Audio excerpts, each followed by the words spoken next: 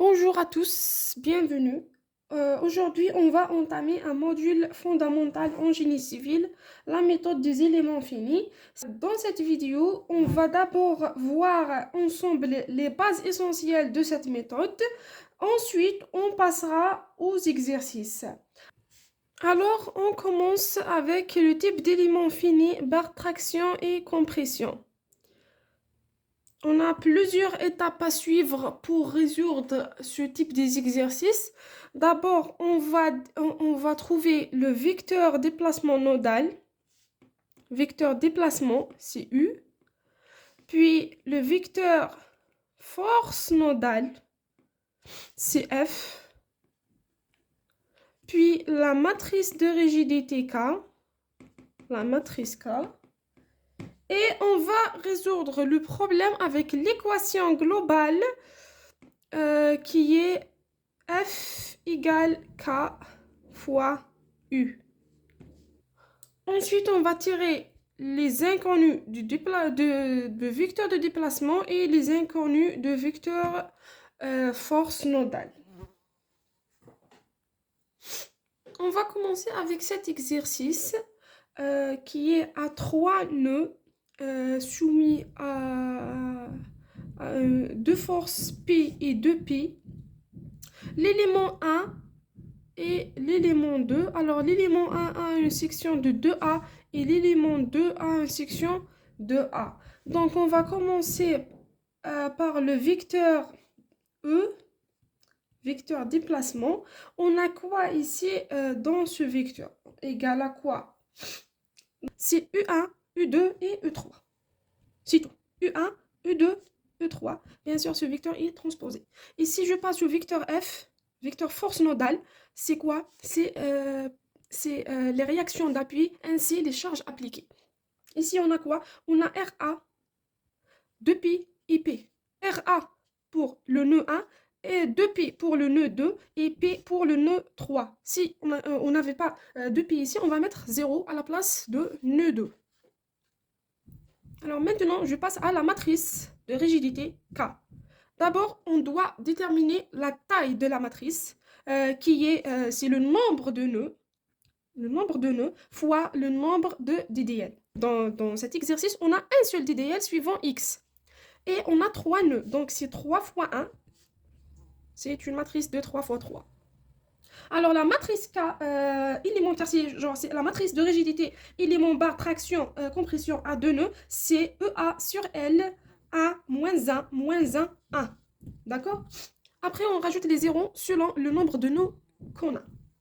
On va commencer par K1, parce que la matrice globale de rigidité globale, c'est la matrice de l'élément 1 plus la matrice de l'élément 2. Donc, c'est K1 plus K2. Maintenant, Ka, c'est quoi? C'est EA sur L fois cette matrice. Mais attention, pour l'élément 1, on a 2A. Donc ici, c'est 2A et non pas 1. 2A sur L et on ouvre. On a ici, c'est E1, E2. E1, E2. Donc à E1, on a 1, moins 1, 1, 0. Mais on a U3 aussi et E3 aussi. Mais c'est égal à 0. 0, 0. C'est-à-dire toutes ces lignes, c'est 0. Voilà. Ici, je passerai à K2, c'est A, donc c'est EA sur L. Donc c'est EA sur L fois maintenant E1, E2, E3, E1, E2 et E3. Pour E1, c'est 0 parce que c'est bon, on est de le nœud 2 à 3. Donc E1 égale à 0, E1 égale à 0. Toute la ligne et la colonne de E1, on va mettre uniquement des 0.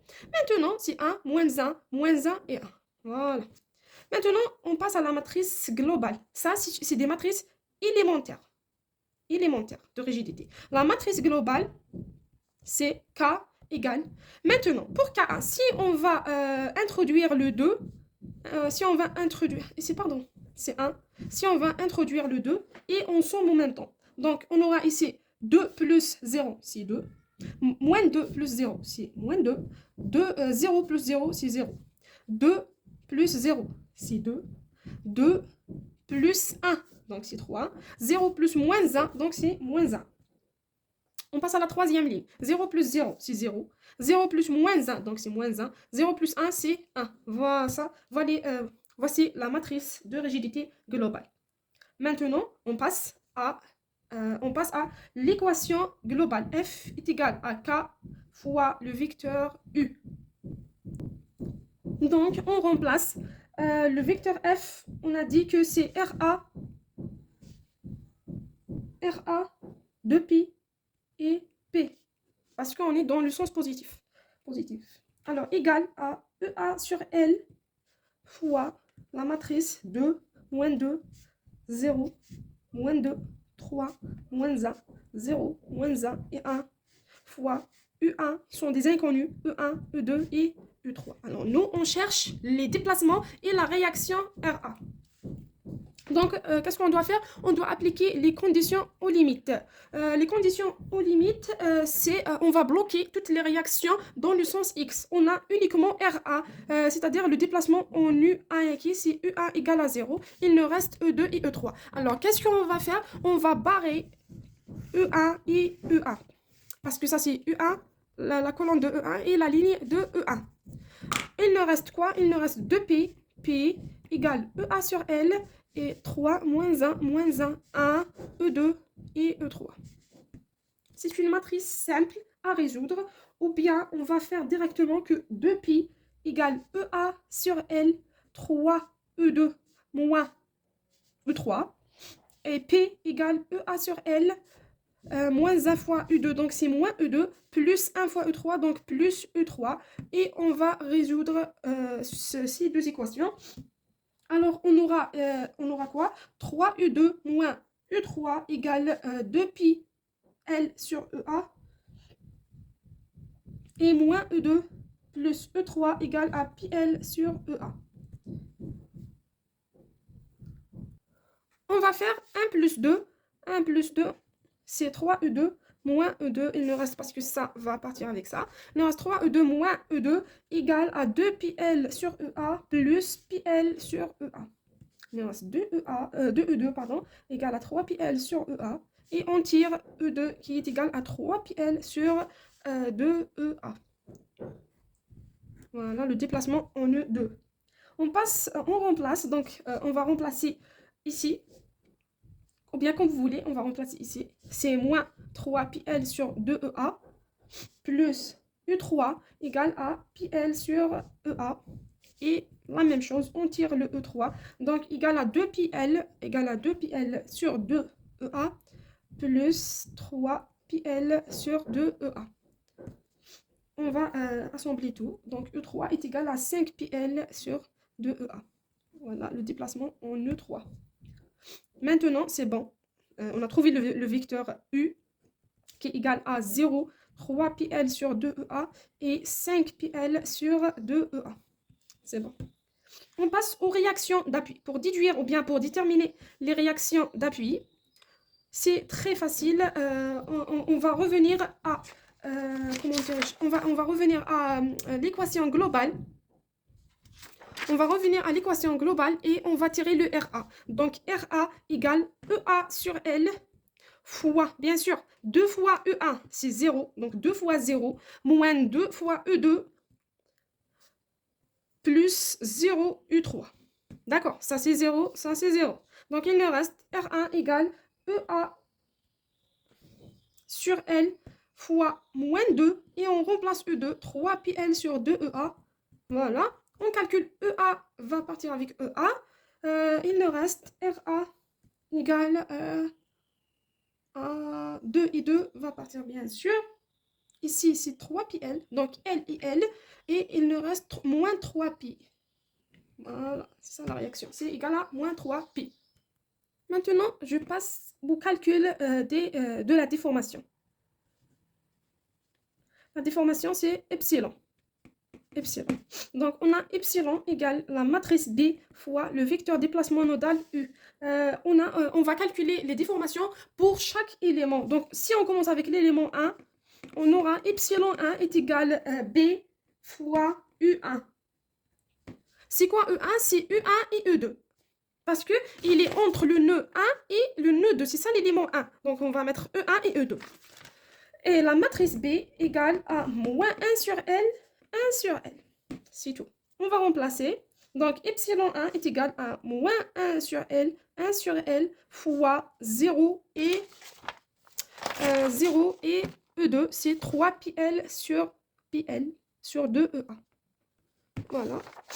On va calculer, ou bien on laisse comme ça.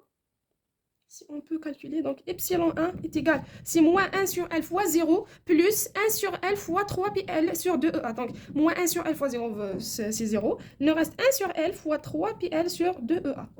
Donc, L et L, il nous reste epsilon 1 égale à 3 pi sur 2EA. Pour l'élément 2, epsilon 2, donc c'est la matrice, c'est la matrice B fois E2. Donc c'est quoi E2? C'est les nœuds de l'élément 2. Donc c'est E2 et E3. Donc epsilon 2 égale à moins 1 sur L fois E2, c'est quoi? E2 c'est 3 πL sur 2EA et 5 πL sur 2EA. La même chose, epsilon 2 égale, c'est moins 1 sur L fois ça, donc c'est moins 1 sur L fois 3 πL sur 2EA, plus 1 sur L fois 5 πL sur 2EA. D'accord?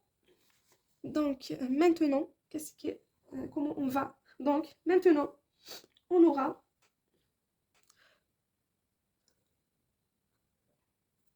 Donc maintenant, L et L, quoi d'autre?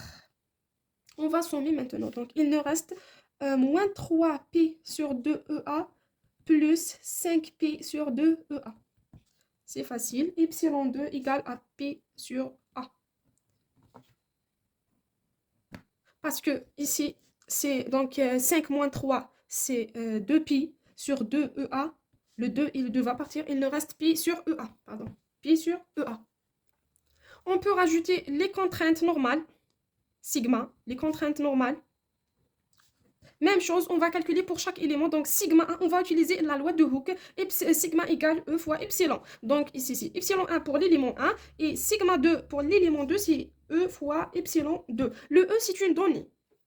Donc, ici, E fois epsilon 1, c'est 3π sur EA. D'accord? Donc, le E et le E va se partir. Donc, il nous reste 3π sur A. Et c'est ça, c'est la force sur la section. Epsilon 2, donc c'est E fois pi sur EA, le E et le E, et il nous reste sigma 2 est égal à pi sur A. Voilà. On va arrêter ici aujourd'hui. Merci pour votre attention et n'oubliez pas de liker et abonner ma chaîne pour plus de vidéos.